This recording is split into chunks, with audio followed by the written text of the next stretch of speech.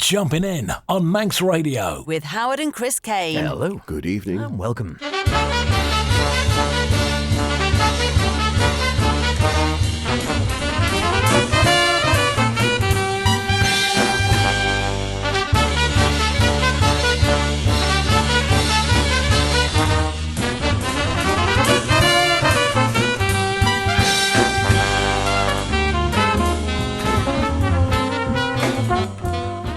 Back again with some great sounds from the modern side of the jazz spectrum. It is, of course, Jumpin' In, the best in modern and contemporary jazz with myself, H. And me, Chris. Yes, welcome along to this week's show. And to quote Bertie Wooster, the snail was on the wing and the lark on the thorn. Or rather, the other way around. And God was in his heaven and all right with the world. Well, maybe we're not quite there yet, but at least we can marvel at spring doing its thing with a week of lovely weather. So, H, what's been putting the spring in your step this week? See what I did there? And what's fallen into the bottomless pit, other than your Tesla shares, obviously? I'm thinking I wouldn't touch some of the barge bill. Slugs. Haha, very appropriate for spring, it has to be said. Forces of Nature live at Slugs, a wonderful one which came out back end of last year, I think. McCoy Tyner, Joe Henderson, and a cracking live set, it has to be said. Really crackling stuff. One I have been enjoying and came out last year and we just got round to listening to, really. Wayne Shorter, sadly no longer with us. Volume 1 of an album he just called Celebration, that wonderful live set from there. And of course there's a couple of birthday boys today, I think, not that long ago. Or Ornette, Coleman. Fantastic. And from me, well, we take the path with the birthday boy. We're off into the endless skies. We suffer fools, but not gladly, nor with baseball caps. And to think things off, here's Vince Mendoza and the WDR Big Band with part 2 of his Sketches suite.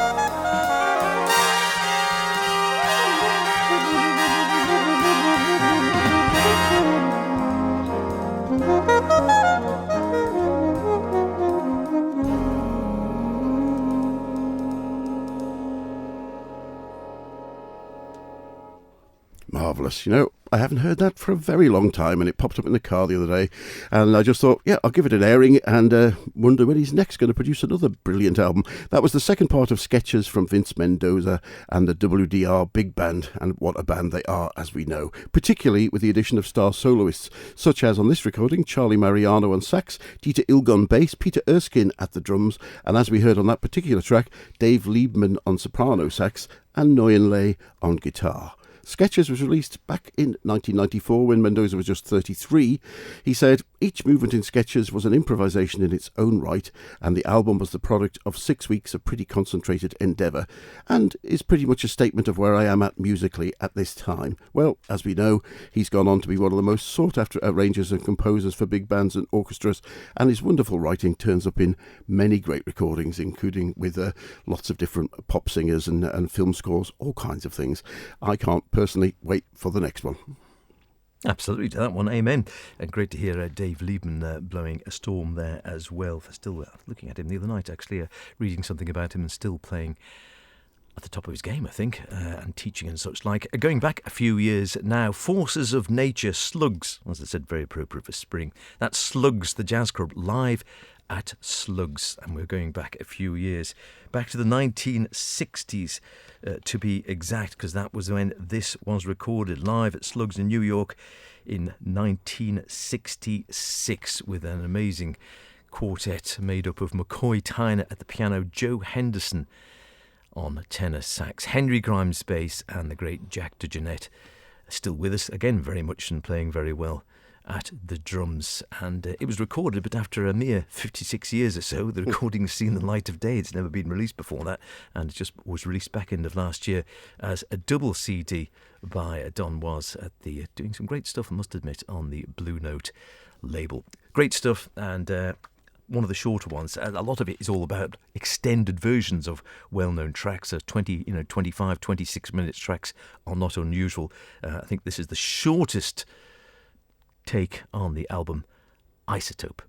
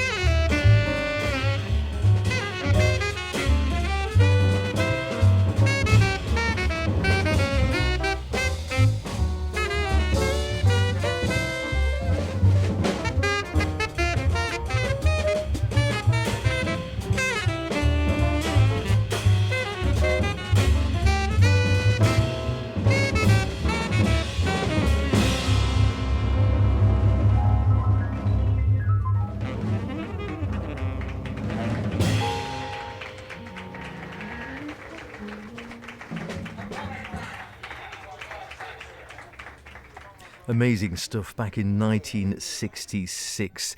The late Joe Henderson, we did have the pleasure of seeing him on several occasions, though sadly never got to actually interview him. Ditto McCoy Tyner, saw several times, never actually got to speak to him, no longer with us. Jack DeJohnette, very much still playing, and it's Jack DeJohnette we have to thank for that in many ways, and that he held onto the tape all these years, and that he was there playing on the drums in that great quartet there.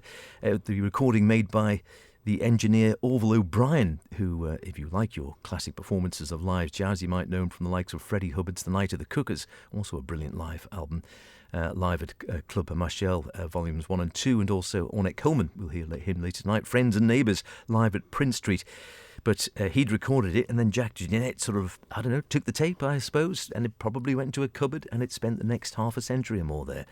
And then he dug it out with Zev Feldman, the great sort of detective of these incredible recordings, live recordings from back in the annals. He keeps digging them out, lots of the likes of Bill Evans, of course, famously. And yes, he sort of oversaw it. Don Was at Blue Note got involved.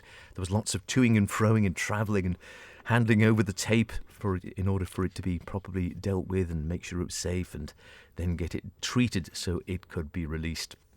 And I'm sure you'll agree, the sound is fantastic. You really feel it's a great live sound. You really feel you're actually in that club. Don't go look for it now. It's long gone, Slugs. But a bit like the Village Vanguard, it was a hallowed portal for many a year, and all the greats, the who's who of jazz, of modern jazz, had played there. And we just heard a little bit of it. Like I said, double album, more than worth checking out. We just heard Isotope, the shortest cut on the album at just under 8 minutes. But there again, it's a live setting, one of Joe Henderson's own tracks. Cracking stuff. Forces of Nature live at Slugs. Lovely box set, some great pictures. There's detailed stories about how it came to recorded pieces with the likes of Nat Cheenan and Don Was, and also Jason Moran talking about the music, and Christian McBride, Nashi Waits talking about Jack DeJohnette. Wonderful stuff, well worth checking that one out. Very good indeed, and having been working on clearing a house the last couple of weeks, their cupboards are much more interesting than ours, I have to say. Next up for me, a bit of a birthday celebration for Jan Garbarek, who turned 74 this week. We have been lucky enough to see him live on a number of occasions, but for me, his later gigs have maybe taken a step back from the wonderful invention of his earlier recordings, and I would place his purple patch throughout the 70s and 80s, and here from 1982's Path Prince is The Path.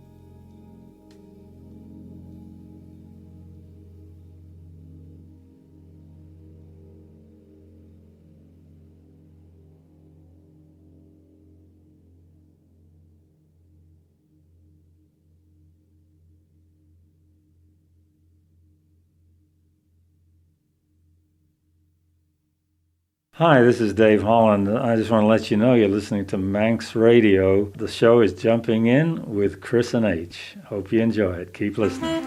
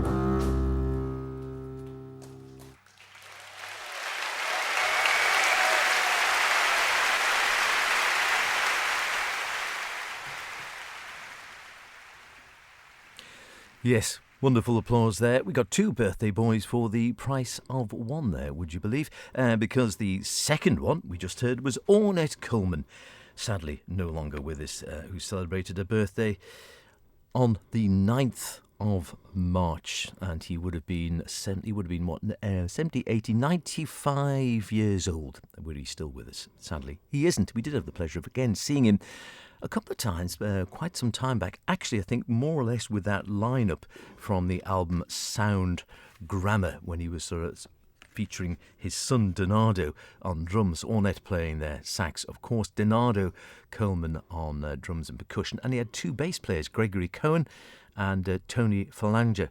And I do remember seeing that, and I can't remember which gig it was at or festival it was at, whereas the drummer was in the middle surrounded by a screen, Ornette was there, and the two bass players were either side.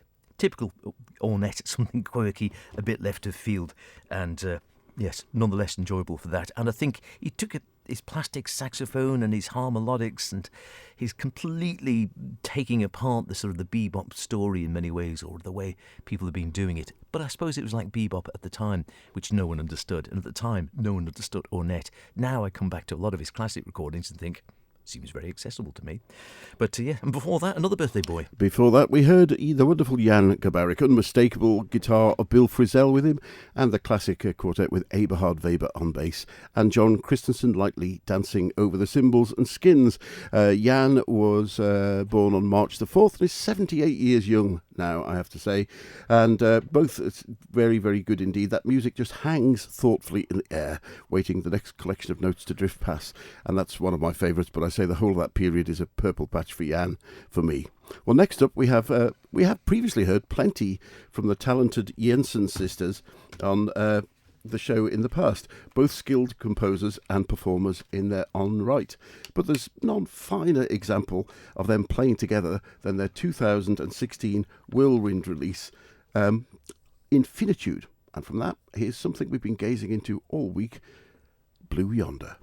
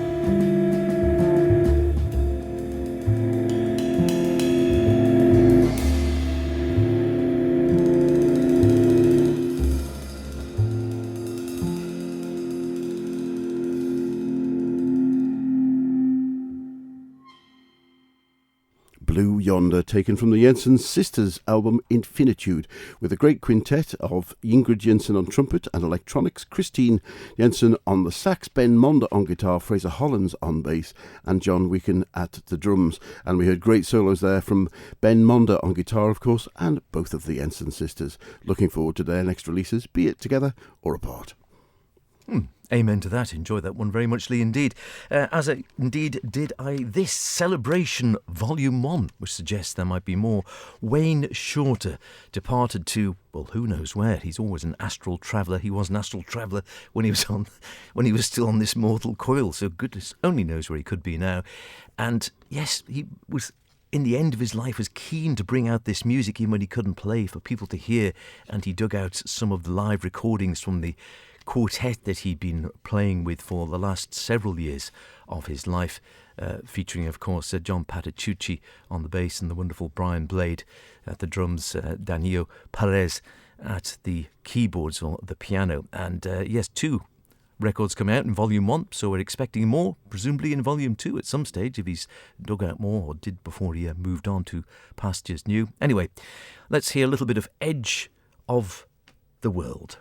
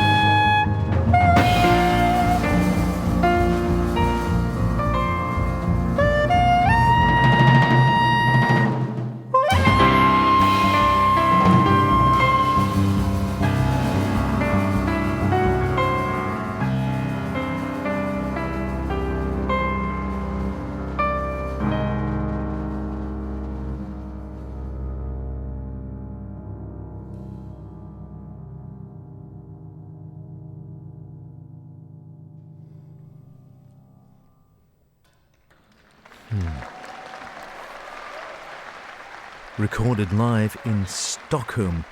I think 2018, I think that was. And this is from the collection Celebration Volume 1, Wayne Shorter, and some lovely notes written by his widow, Carolina Shorter. And she talks about how in the back end of 2022, Rob Griffin started sending, I think from Universal would it be, started sending a lot of unreleased music for Wayne to sort through. And she said he became obsessed listening around the clock.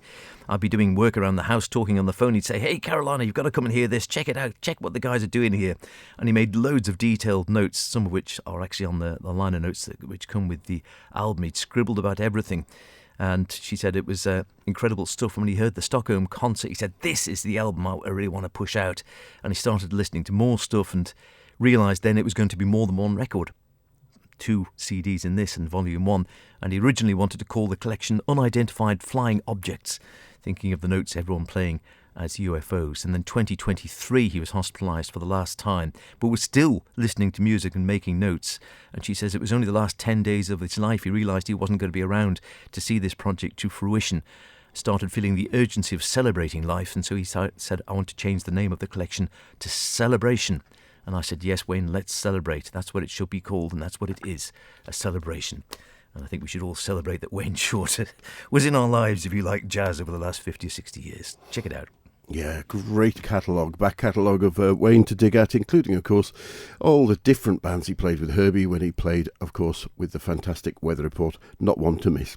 Well, that's about all we got time for this week, but we can just fit in a quick track from the Non-Identicals album, Material Tropes, featuring Julie Kayer on sax, Ruth Goller on the bass, Zach V on synth, bass, clarinet, accordion, drums and shikeri, and Maurizio Ravelko on congas, with perhaps a reflection on the times.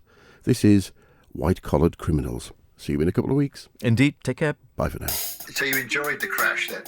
Oh, did it? I mean, it was a marvellous time, yeah. These are sickening scenes. Scenes of people looting, vandalising, thieving, robbing. We haven't been heard yet. We haven't been heard. Hold on.